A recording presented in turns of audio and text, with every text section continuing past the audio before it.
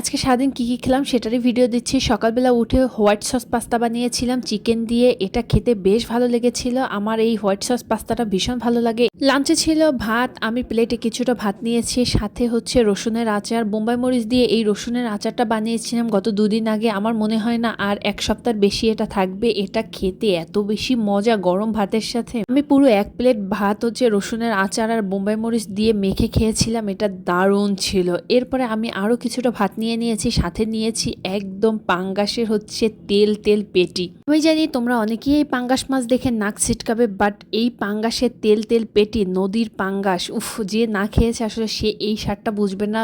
যে কোনো মাছই যদি নদীর হয় সেই মাছের টেস্ট কিন্তু অনেক গুণে আলাদা থাকে। আর এটা মাখা মাখা রান্না করা হয়েছিল, আর লাস্টে যখন উঠাবে তখন হচ্ছে এটার ভিতরে হচ্ছে ভাজা জিরের গুঁড়ো দেওয়া হয়েছিল, আর এই স্বাদটা আরো বেড়ে গিয়েছিল। আর সন্ধ্যায় আমরা খেয়েছিলাম হচ্ছে টোস্ট দুধে ভিজানো। আর আমি এটাও শিওর যে তোমরা হচ্ছে সন্ধ্যায় ছোটবেলায় কিন্তু এই নাস্তাটা অনেকেই খেয়েছো।